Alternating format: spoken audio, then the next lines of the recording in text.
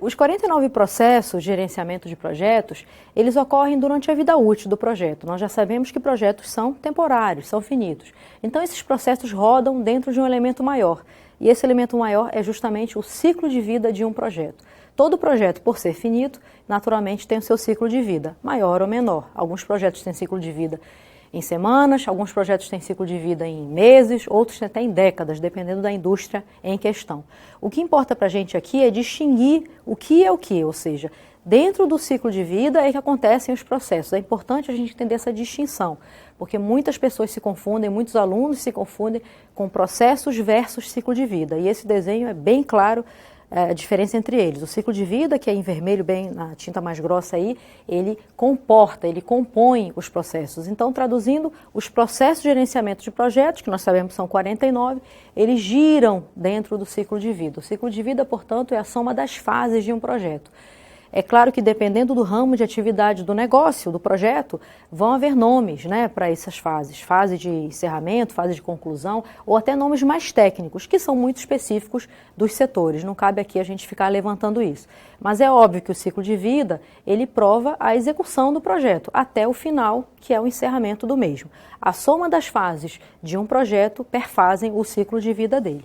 É importante que a gente lembre que existem aspectos que acontecem durante o ciclo de vida. Então, vamos ver como é que seriam os comportamentos deles, respectivamente.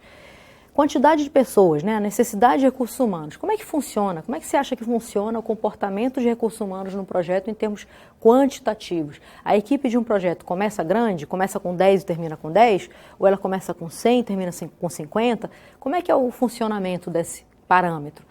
O funcionamento de pessoas, né, quantidade de gente, de forma muito genérica, claro, né, em geral, na média, ele responde a um comportamento de distribuição normal para pessoas, o que é muito óbvio. Normalmente, no início do projeto, nós temos pouquíssimas pessoas, é o sponsor, né? Depois ele indica o gerente do projeto, o gerente do projeto toma o planejamento para si, começa a compor sua equipe, ou seja, o gráfico, né, da curva começa a crescer, atinge seu ápice na execução, o que é óbvio, é a fase onde nós temos mais entregas, então nesse momento o time encontra seu máximo de capacidade, de quantidade de pessoas, mas na própria execução esse gráfico começa a ver uma queda, né? Começa a ser descendente o comportamento do parâmetro, porque nós já começamos a liberar as pessoas. Isso é muito, muito específico de projetos. À medida que as tarefas estão sendo feitas, estão sendo concluídas, nós já vamos liberando os recursos humanos. Então a equipe vai decaindo em termos de quantidade, até o final do projeto, que evidentemente só vai ter o gerente de projeto para encerrar as últimas atividades mais documentais. Então o time praticamente não existe mais no projeto. Então o gráfico de necessidade de pessoas, ele é exatamente igual a uma curva normal, ou seja, parecidíssimo com o próprio desenho do ciclo de vida. O grau de risco e incerteza é um outro parâmetro muito interessante para o aluno pensar. Como será que funciona o grau de risco num projeto? Será que tem mais riscos no início de um projeto, no meio ou no fim? Ou será que é um constante? Como é que funciona isso? A resposta é muito simples, né? O grau de risco, ele tende a ter um comportamento descendente. No início do projeto, as coisas ainda são pouco definidas, o refinamento ainda não aconteceu, o próprio sponsor não tem tantos detalhes, o gerente de projeto acabou de entrar na empreitada, então não temos detalhes dessa iniciativa, ainda estamos planejando, coletando realmente dados mais refinados, sofisticando a análise. Agora é que a gente vai começar a controlar o projeto. Quando isso começar a acontecer, o grau de risco normalmente cai. Claro que ele não zera, porque nós não somos deuses, não conseguimos controlar os riscos de acontecerem. Riscos são eventos incertos.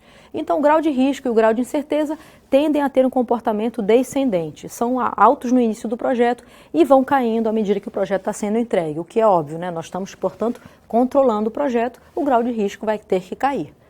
Não menos importante seria o comportamento dos stakeholders. Como é que você acha que funciona o comportamento dos stakeholders? Será que nós, como gerentes de um projeto, podemos deixar a influência deles ser alta durante toda a vida útil?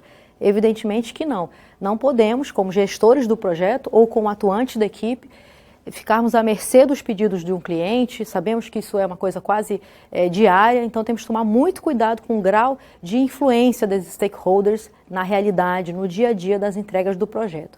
A regra é bastante clara, tem que ser um comportamento descendente. Exatamente como o grau de risco e grau de incerteza, o grau de influência dos stakeholders também tem que ser descendente, ou seja, alto no início do projeto, que é o momento que a gente está dialogando com eles, buscando informações, entender a necessidade deles, mas isso tem que decair, porque senão a gente não consegue, de fato, gerir o projeto e entregar o que nos cabe entregar. Custo das mudanças é até uma consequência da influência dos stakeholders. É muito mais caro mudar, trabalhar o projeto, refazer algum item que foi entregue que não satisfez o cliente, é muito mais caro mudar do meio para o final. Na verdade, o gráfico aí é exponencial, ok? Custo da mudança ele acaba sendo exponencial num projeto. Qual é a mensagem? Se tivermos que mudar alguma coisa no projeto, por pedido do cliente ou não, que seja o mais cedo possível na vida útil do projeto. Quanto mais tarde essa mudança for feita, vai ser um grande risco, inclusive financeiro, para o projeto. Pense nisso.